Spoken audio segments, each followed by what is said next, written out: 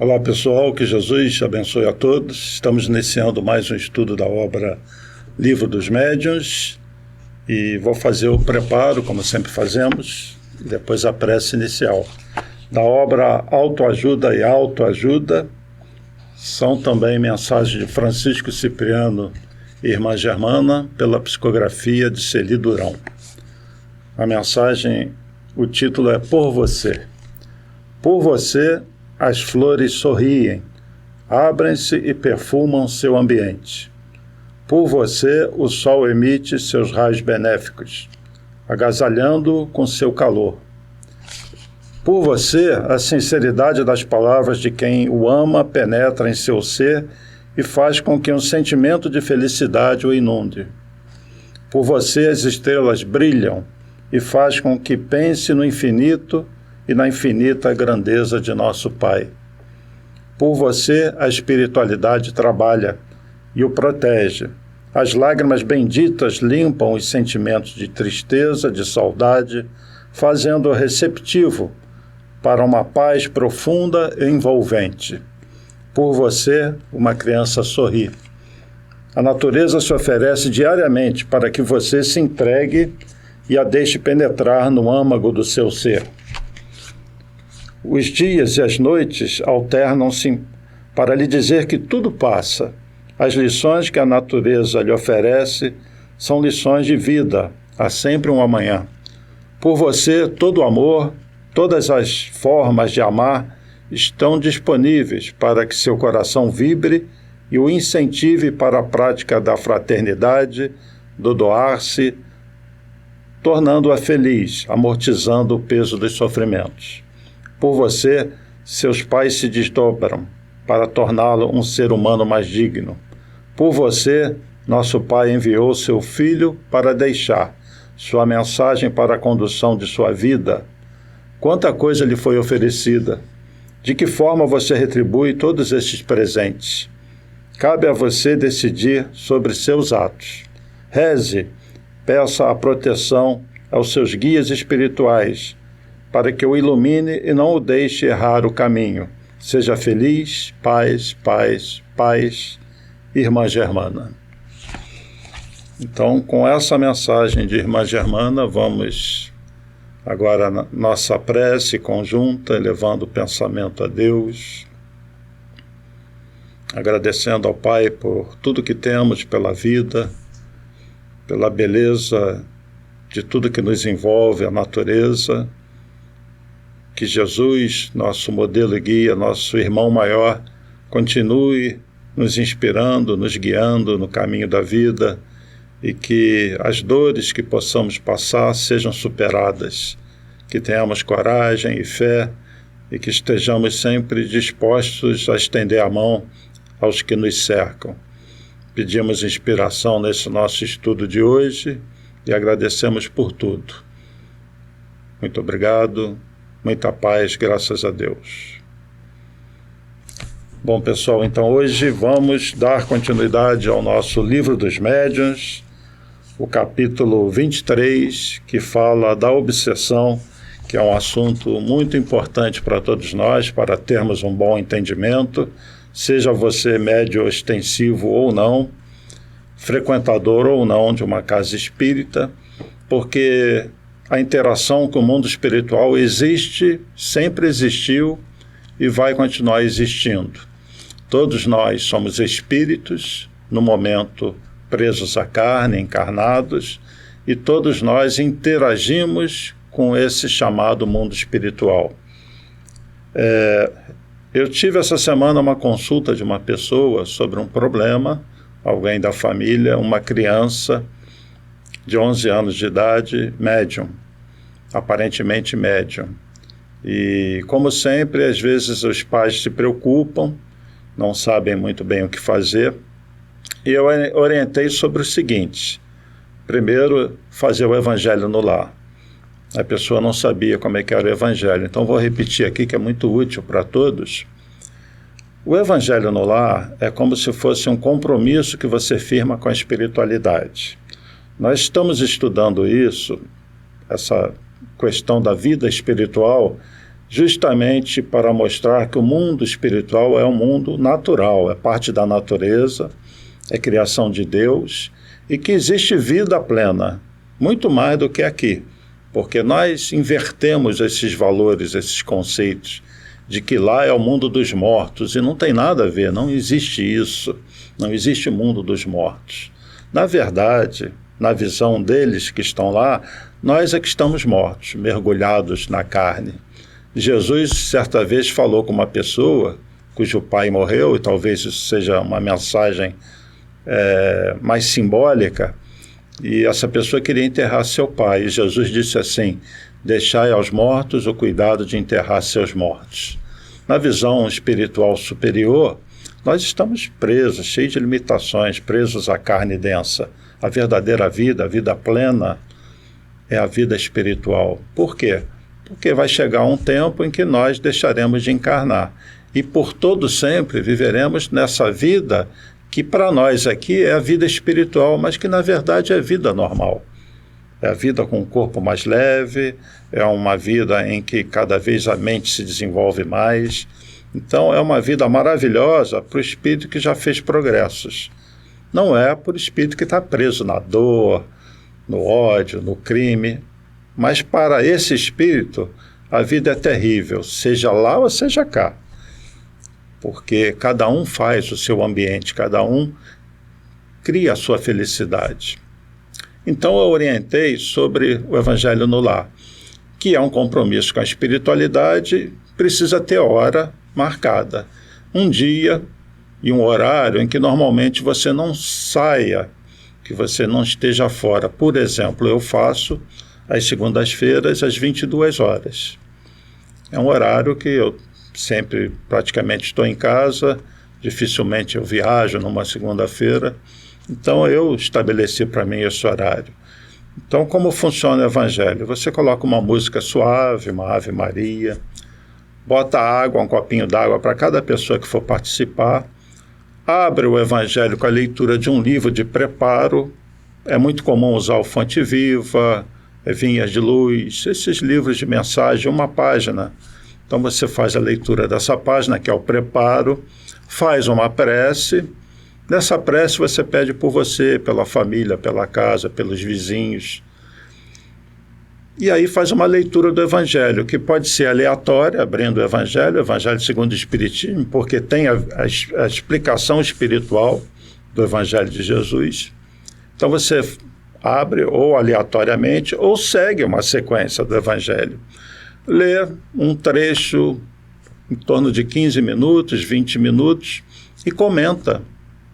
Se você estiver sozinho, comente você o que você entendeu daquilo ali. Terminou? Faz outra prece, agradecimento, encerrou, e bebe aquela água. Cada um bebe seu copinho de água. E com isso você está atraindo para sua casa os trabalhadores do Cristo. É Evangelho, é Jesus no lar. Porque no processo de obsessão, que é o nosso assunto de hoje, muitas vezes no ambiente familiar, uma pessoa leva para casa as companhias do outro lado.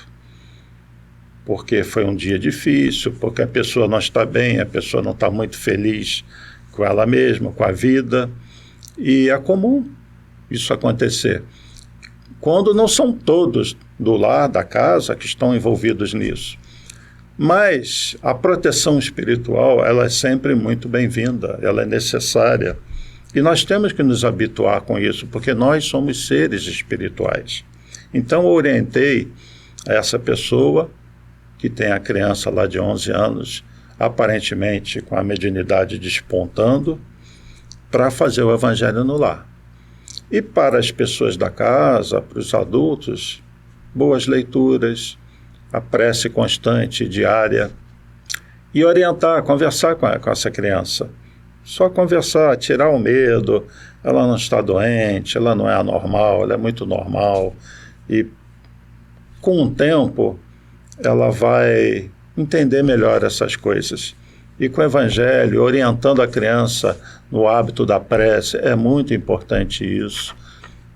A tendência é as coisas se acalmarem, porque dependendo da antena daquele espírito que, embora seja uma criança, não esqueçamos, é um ser com toda uma história de vidas, várias vidas, dependendo dessa sensibilidade, isso pode incomodar. E no futuro, quando for adulto, esse ser, essa criança vai decidir se quer trabalhar, se quer ir numa casa espírita, numa igreja. Sendo médium ostensivo, é difícil que não se sinta melhor numa casa espírita. E hoje em dia, mesmo, aliás, a propósito, nunca a criança ou o jovem trabalhar diretamente na mediunidade, de jeito nenhum. Isso é uma tarefa para o futuro. Mas essa criança, esse jovem, pode participar de uma evangelização, de um grupo de jovens da casa espírita, enfim. Tem que se tirar o medo, o receio da mediunidade e mostrar que é algo comum. E, se possível, esse jovem, essa criança, 11 anos, 12, já é uma idade em que, hoje em dia, os jovens têm muita lucidez, pode ler sobre o assunto, pode se informar, tá bem? Então, eu queria destacar isso e vamos agora falar um pouco da obsessão. Então, nós vimos no estudo passado que a obsessão ela pode ser simples, ela pode ser um processo de fascinação ou de subjugação. A fascinação simples é a mais comum. É aquela quando você cai o padrão de pensamento, cai a vibração, você se conecta com espíritos que vão estar junto a você, influenciando. Existem inúmeras situações, não dá para traçar aqui um perfil único desse processo obsessivo. Existem os casos mais simples, como esses de que caiu a vibração e você se conecta com alguém. Casos mais complicados, um inimigo do passado que identifica você e começa a perseguir. E isso pode descambar para um processo de subjugação ou possessão, que é uma influência mais forte, onde a pessoa começa a perder a noção da realidade. Isso é muito sério, pode levar a pessoa... Antigamente, muitos foram para o hospício. O Dr. Bezerra diz, né, que se todo hospício tivesse um médico espírita, a quantidade de internados ia cair muito, porque muitos dos processos envolvem obsessão também. E entre a fascinação simples e a possessão, que é o caso mais grave, no meio disso tem a fascinação. A fascinação é muito perigosa para o trabalhador de reunião mediúnica, da casa espírita, porque uma vez no contato com os espíritos, se não houver um bom senso, um discernimento, se não houver humildade, se o espírito não tiver um certo domínio do conhecimento, se não tiver disciplina, ele pode ser preso do processo de fascinação. O que é isso? Por exemplo, numa reunião mediúnica, aparece um suposto mentor. Não é mentor, é um espírito que se diz mentor. O orgulho, a vaidade do grupo fica exaustada e aquele espírito começa a se manifestar e começa a incutir no grupo ideias que vão fazer com que esse grupo se desvie pela vaidade, pelo orgulho, e os obsessores sabem como fazer isso. Guardem bem o que eu vou falar. Obsessor não cria imperfeição. Obsessor insufla a imperfeição que você já tem. Portanto, nunca será culpa ou responsabilidade do obsessor algo que você sofra pela influência desse espírito, desse obsessor. Ele simplesmente está pegando algo que você tem e insufla. Como fazer no grupo mediúnico? Aí que vem o estudo, a necessidade do grupo estar bem conectado, e a espiritualidade superior, muitas vezes, deixa isso acontecer, porque deixa o livre-arbítrio. Dificilmente vão deixar de dar alguns toques, coisas vão acontecendo para que o grupo se toque da situação, e muitas vezes não conseguem perceber isso, e o processo de fascinação é instalado no grupo, e pode ser numa pessoa, um médium, uma pessoa qualquer, que passa a perder muita noção da realidade, do que está acontecendo. Eu vou passar então um vídeo para vocês, mais uma vez do nosso professor Raul Teixeira, sobre obsessão e especificamente esse processo da fascinação. Então vamos assistir o Raul Teixeira e nós voltamos já já.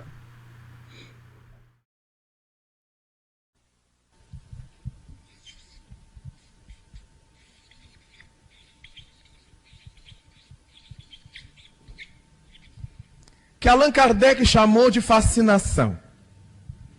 Nesse estágio, o fascinado sofre uma outra investida tenebrosa das entidades devastadoras. Na fascinação, a característica primordial é a supressão do discernimento. O fascinado perde a autocrítica, perde a capacidade de autoavaliar-se,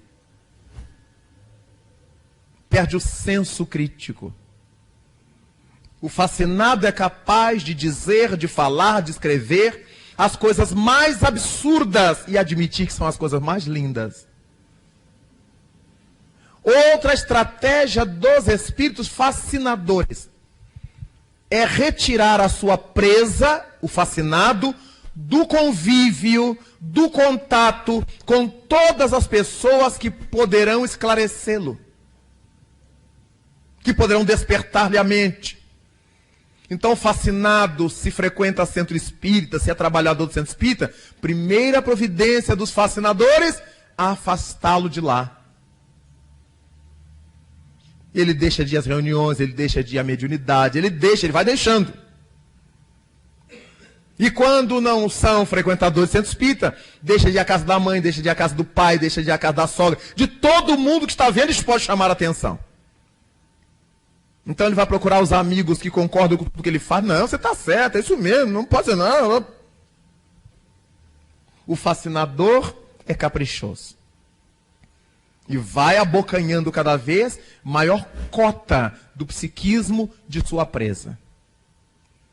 O fascinado é o indivíduo que não se admite equivocar. Quantas são as pessoas que nós conhecemos? Às vezes conhecemos, quando a gente olha para o espelho, a gente dá de cara com ela. Né?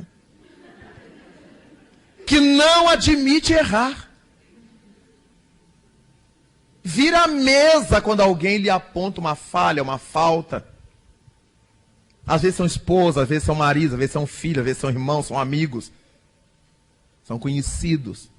Está tudo muito bem, mas se alguém disser, por que você fez? Você não devia ter feito assim, você errou ao fazer assim.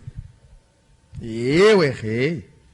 Estão todos contra mim. E aí começa o rosário da autovitimação. O fascinador põe na cabeça do fascinado que ele é imbatível, que ele não erra. Daí a gente ler nessa literatura que tem sido publicada em muitos lugares com o nome de literatura espírita, obras terríveis, negativas, imorais, anti-espíritas, que são publicadas com todo o requinte de uma obra espírita. E o povo que adora, a gente não sabe quem é mais fascinado. Falta o senso crítico, que a fascinação matou. Quantas vezes nós nos surpreendemos arranjando 1000 desculpas para dizer que a gente não errou. A gente dá aquela volta, vai lá na Nicarágua, corre para a Noruega, vai ao Japão, para dizer que não foi a gente que errou. Quando não tem jeito de eu sair da pecha, de eu sair da responsabilidade ou da culpa, eu envolvo a terceira. Bem, eu fiz, mas eu só fiz porque fulano me falou, Beltrano me mandou, Cicrano me disse. Como você vê, eu não tenho culpa. É o fascinado. Todas as vezes que nós nos descobrirmos procurando 1000 ardis para fugir de uma responsabilidade que é nossa, nos demos conta de que é um rasgo de fascinação preocupante. Se eu me der conta disso, eu ainda estarei na obsessão simples. Porque se eu estiver mesmo fascinado, eu precisarei do socorro externo. Alguém terá que rogar por mim, que trabalhar em meu nome, que me ajudar a sair dessa loucura. Porque a fascinação é um dos mais terríveis tipos de obsessão e de mais difícil tratamento, por mais que isso possa ser estranho. Porque o doente não se admite doente. E como é que se trata de doente que se admite são? Então, Raul Teixeira nos fala da fascinação, nos mostrando que é um processo em que a pessoa perde discernimento. E existem várias situações que ele desfilou. Inclusive essa da pessoa que transfere a sua responsabilidade culpando os outros. E a gente não pode ficar culpando os outros. Nós temos que assumir os nossos erros. Nós somos seres ainda muito imperfeitos. E eu conheço pessoas assim, que transferem, às vezes, as suas dificuldades, as suas dores para o outro. Ela nunca está errada. Ela transfere para o outro a responsabilidade. E se fecha na sua verdade. E vive aquilo como se fosse uma verdade, uma vida em que ela, na verdade, está fugindo dela mesma. E se ilude numa auto-obsessão. Então, a obsessão ela é um assunto muito complexo, que envolve sempre a mente, envolve, muitas vezes, aquilo que o espírito traz. Porque todos nós trazemos do passado informações, memórias que ficam ocultas e vícios, erros que nós repetimos ao longo das encarnações. E muitas vezes não percebemos isso. É difícil para a pessoa obsidiada, a pessoa que passa por auto-obsessão, por aquela que não tem um discernimento, não está equilibrada, ela ainda tem passos para dar a fim de que tenha firmeza, né, convicção dos seus sentimentos, dos seus pensamentos, do que ela quer e ter coragem de mudar.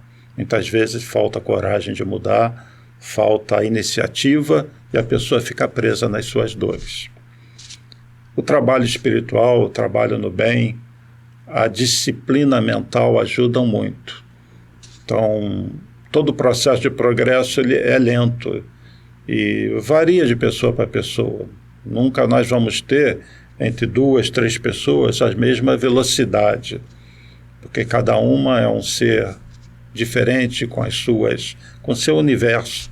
Cada ser humano é um universo e traz as suas dores, traz as suas virtudes, e cada um, então, encara as situações e a vida de uma maneira diferente. Eu vou ler aqui agora, então, desse capítulo 13, o item 243. São as características da obsessão. É importante, são 9 itens. Reconhece a obsessão pelas seguintes características. Então vamos ver quais são as características da obsessão. E cada um de vocês, então, reflitam sobre cada uma delas, se isso pode se aplicar a você.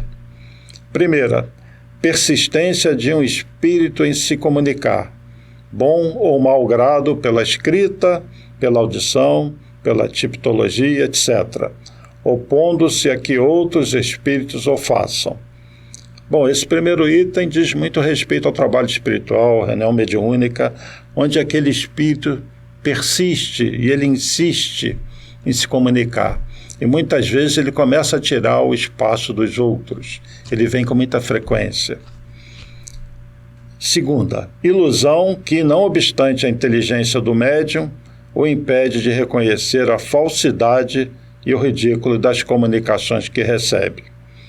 Então, o médium, apesar de inteligente, ele começa a receber aquelas mensagens tomando como verdade. Ele não analisa, ele não consegue perceber que aquele espírito está deixando mensagens que não são muito corretas.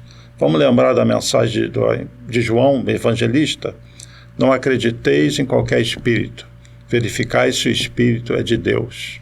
É justamente isso.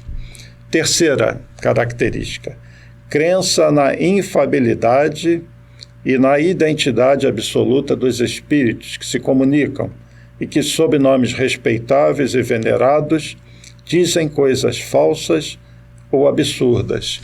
Isso aqui é muito importante no trabalho mediúnico. A pessoa que dirige o grupo, ou o próprio grupo, acredita que aquele espírito é infalível. E na identidade, ele se apresenta como sendo João Evangelista, Joana de Ângeles, sendo alguém famoso. E o grupo acredita, não tem discernimento, e começa a dar valor àquelas mensagens. É um espírito muitas vezes brincalhão, é um obsessor que quer atrapalhar o trabalho. Todo o trabalho mediúnico, ele é muito visado pelos espíritos que querem prejudicar aquele grupo. E a espiritualidade superior, de vez em quando, deixa que isso aconteça. Todos precisam estar alerta. Vigiai e orai, disse Jesus. Então, o trabalho mediúnico exige bastante discernimento de quem trabalha. Mas, com o tempo, um grupo unido, um grupo que estuda, um grupo bem conectado, vai vencer essas situações com tranquilidade. Não criem barreira para o trabalho espiritual aqueles que têm oportunidade numa casa de trabalhar com isso, tá bom? Quarta característica: confiança do médium nos elogios que lhe dispensam os espíritos que por ele se comunicam. Isso é um problema. Se um espírito se comunica e começa a elogiar o grupo, elogiar o médium, isso gera uma situação em que a vaidade pode tomar conta do médium. Então, normalmente, os espíritos superiores, aqueles que se manifestam de vez em quando para deixar alguma mensagem, são bem sóbrios. Quando tem que puxar a orelha do grupo, fazem com muita classe, com muito carinho, e dificilmente vão deixar elogios rasgados. Eles sabem como fazer a coisa. Então, se tem um espírito que persiste em se comunicar, né, que ilude os médiuns, que dá um nome que não é o dele, e começa a elogiar, de repente o grupo se sente o salvador da humanidade. Se não tiver aquela união, o estudo, a humildade, o discernimento, tá bem? Quinta, disposição para se afastar das pessoas que podem emitir opiniões aproveitáveis. Então, os obsessores adoram fazer isso. Tem uma pessoa que conversa com sinceridade com você, que chama atenção para imperfeições, e você rejeita essa pessoa, né? Normalmente, a influência espiritual pode fazer com que isso aconteça. Muitas vezes, você tem que ouvir isso, né? É lógico que a gente precisa ter confiança nas pessoas com as quais a gente vai conversar sobre certos assuntos. Então, no trabalho mediúnico, é bom que os trabalhadores da casa conversem com outros grupos. Normalmente, uma casa espírita tem mais de um grupo mediúnico. Eles podem se falar, podem e devem conversar, e devem ouvir um ao outro, né? E não se afastar numa eventual crítica, numa opinião, numa sugestão. Sexta, tomar a mal a crítica das comunicações que recebe. Então, recebe uma comunicação e vem um espírito, muitas vezes, puxando a orelha do grupo, e leva isso para um lado errado. Aí, ao contrário, vai dizer que esse espírito é que é o obsessor. Necessidade incessante e inoportuna de escrever. Então, o médium começa a ser usado pelo espírito na reunião, fora da reunião, constantemente, e fica sendo assediado. Isso é uma característica da obsessão. Oitava, constrangimento físico qualquer, dominando-lhe a vontade e forçando a agir ou falar a seu mau grado. Aí a coisa vai ficando mais séria, né? Quando o médium é constrangido e ele é tomado por aquele espírito que fica ao lado dele e ele se sente mal, e ele começa a falar coisas, ele começa a agir de forma inoportuna, devido à insistência e à influência daquele espírito. 9. Rumores e desordens persistentes ao redor do médium, sendo ele de tudo a causa ou objeto. Então começa tudo em torno do médium a ficar meio confuso, não dá muito certo. Então essas são algumas características que Kardec listou do processo obsessivo. Cabe a cada um de nós sempre analisar o que está acontecendo à nossa volta e superar. Repito, grupo que estuda, que está unido, bem conectado, passa por essas situações com tranquilidade, começa até a dominar bem essa situação. E quando vem o espírito para atrapalhar a reunião, o grupo que está conectado captura aquele espírito para ajudar ele. Porque se ele está influenciando a reunião para prejudicar, é porque é um espírito sofredor, é um espírito que está perdido por aí. E então, às vezes, a espiritualidade deixa esse espírito entrar numa reunião com duplo sentido: testar o grupo e para ele ser ajudado. Se o grupo estiver bem, sempre que o espírito tentar influenciar, vai haver a sensibilidade de quem controla a reunião e de todo o grupo para tentar ajudar aquele espírito. Então, o processo obsessivo, que é um processo sempre mente a mente, envolve diversas situações em que o médium precisa estar bem preparado. Nos itens seguintes, Kardec então vai nos falando de várias situações, pulando alguns parágrafos nesse item em torno 244. Em resumo, o perigo não está no espiritismo em si mesmo, pois que este pode, ao contrário, servir-nos de governo e preservar-nos do risco que corremos incessantemente à revelia nossa. Essa influência dos espíritos, eu estou enfocando, como Kardec enfocou aqui, numa reunião mediúnica, mas ela acontece o tempo todo com todo mundo, em todos os países, em todas as famílias. A nossa conexão com os espíritos é total. Nós somos espíritos como eles, estamos encarnados.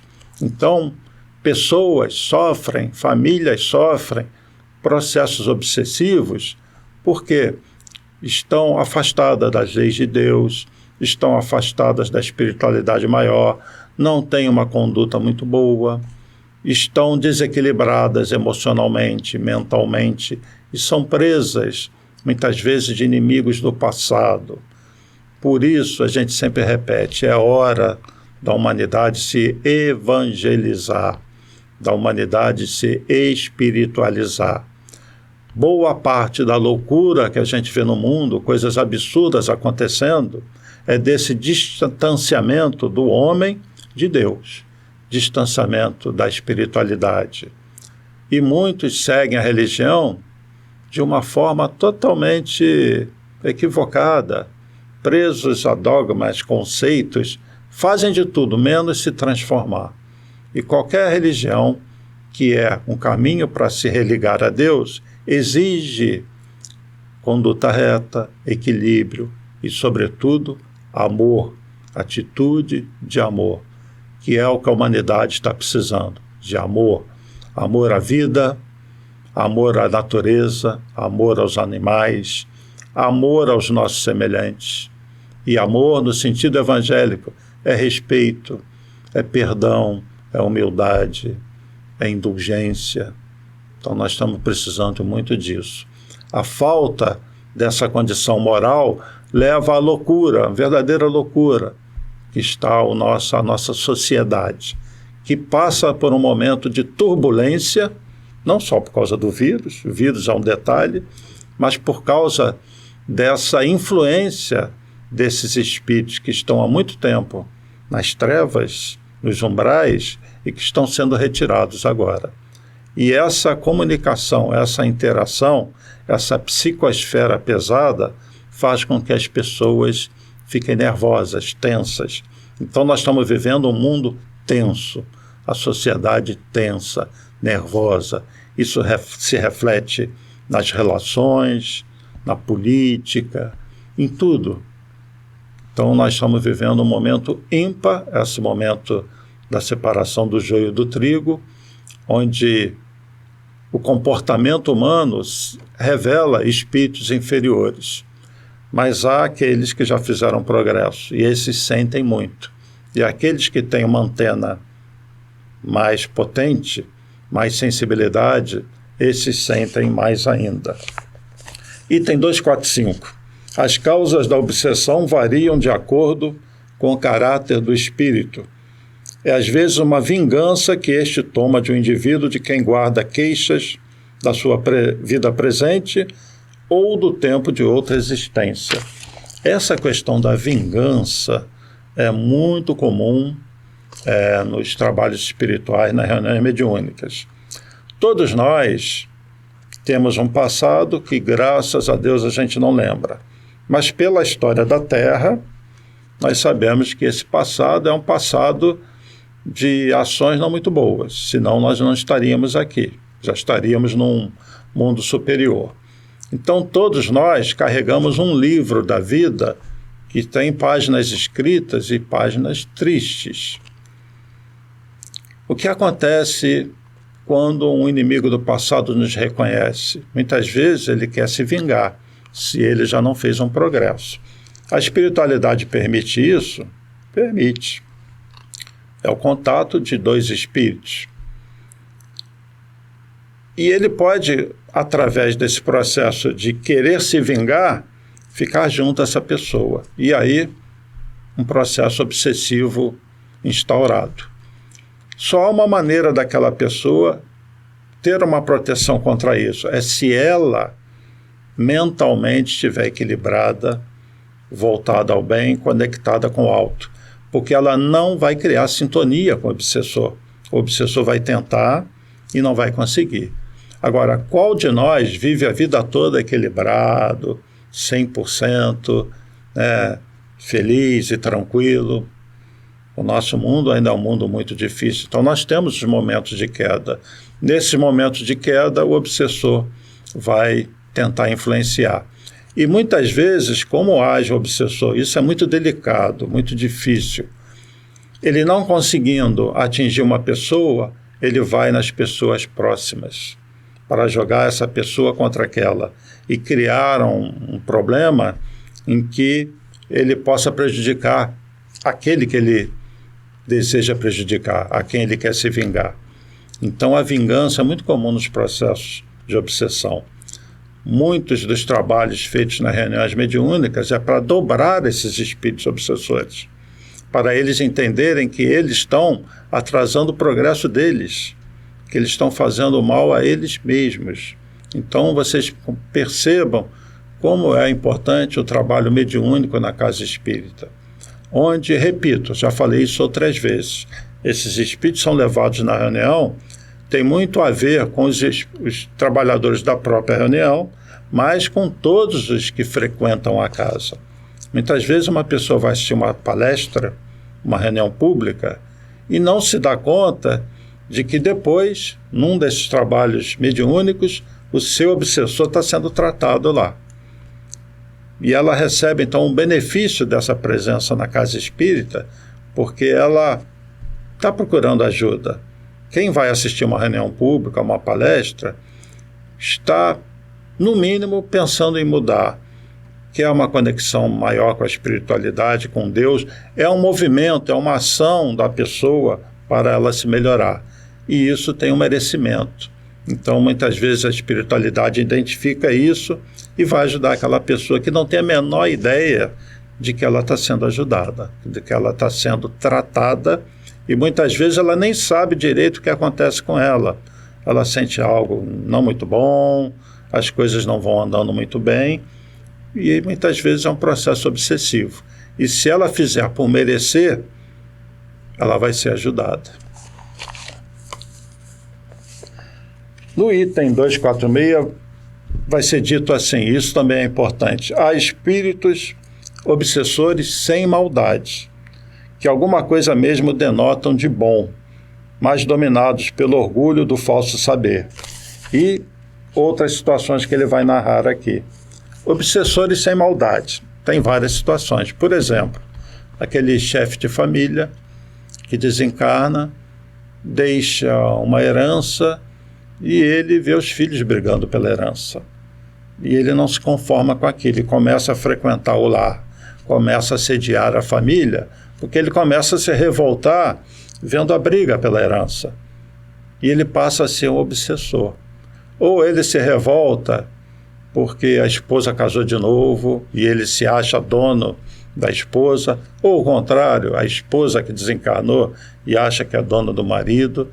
Então, existem 1000 situações que envolvem esse processo obsessivo, não por maldade em si, mas por ignorância, por uma visão da vida um pouco distorcida, tá bem? Passeando aqui pelo capítulo 23, no 248, também referente ao trabalho mediúnico. Acontece muito frequentemente que um médium só se pode comunicar com um único espírito, que a ele se liga e responde pelo que são chamados por seu intermédio. Nem sempre há nisso uma obsessão, porquanto o fato pode derivar da falta de maleabilidade do médium, de uma afinidade especial sua com tal ou tal espírito. E aí vem um ponto importante. Somente a obsessão, propriamente dita, quando o espírito se impõe e afasta intencionalmente os outros, o que jamais é obra de um espírito bom. Então, essa situação de um médium estar conectado com um espírito qualquer, e ele se comunicar muito com esse espírito, pode ser em função disso, dele ter uma conexão boa com esse espírito. Agora, se esse espírito começa a se sobrepor e impor sua vontade, isso nunca vai ser obra de um espírito mais elevado, de um espírito bom, tá bem? Então vocês vejam quantas nuances, é um verdadeiro... Mediunidade envolve também um tratado de psicologia, porque quando nós lidamos com desencarnados, nós estamos lidando com espíritos como nós. Então as imperfeições que nós temos, você vai ver do lado de lá. E os espíritos superiores, esses não. Esses são sempre equilíbrio, são sempre paz interior, amor. Mas o trabalho mediúnico é para o nosso desenvolvimento e é um compromisso que nós firmamos. Médium é aquele espírito que firmou um compromisso com Jesus para reencarnar e trabalhar no bem, auxiliar no resgate de espíritos sofredores. E isso faz com que o espírito cresça.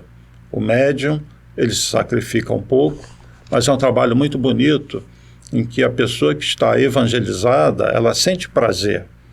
Ela não faz isso com peso, ela sente falta até do trabalho. Essa é a mensagem que fica para você que tenha medo de trabalhar com mediunidade.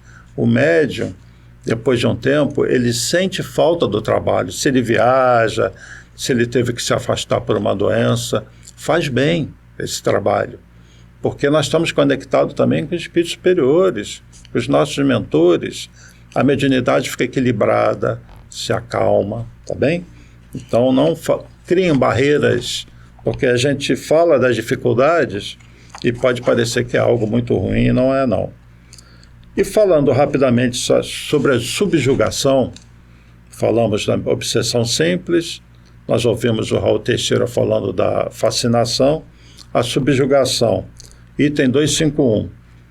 A subjugação tira muitas vezes ao obsidiado a energia necessária para dominar o mau espírito. Daí torna-se preciso a intervenção de um terceiro, né? Só o ascendente moral, só um ser moralmente superior ao espírito é dado assumi-lo, é capaz de dobrar esse espírito. A subjugação é aquela situação em que o espírito começa, o encarnado, o médium, começa a perder noção da realidade, começa a se desconectar desse mundo. É muito sério. Pode levar a problemas mentais, pode levar a suicídio, a subjugação já é uma situação que tem que envolver os trabalhadores da casa para ajudar essa pessoa, tá bem? Não é algo muito fácil, não, mas se consegue ajudar o espírito que está subjugado, que tem outro termo, possessão. É aquele caso da possessão. A pessoa se transforma, né, e sofre muito. E se não for ajudada, é muito perigoso, porque ela mesmo não consegue mais se ajudar, tá bem? Bom, eu vou encerrar por aqui, nosso tempo está terminando, agradecendo a todos que deixam as mensagens, lembrando que podem tirar dúvidas pelo e-mail contato@map.org.br, assunto Livro dos Médiuns, ou pelos próprios contatos aí embaixo, tá bem? Eu fiz uma apanhada assim, bem geral sobre a mediunidade. Peço que leiam o capítulo todo, tirem suas dúvidas. No próximo estudo ainda vamos falar um pouquinho sobre isso. Vou passar um filmezinho. Então fiquem em paz, fiquem com Deus. Paz e bem, paz e luz, paz, muita paz.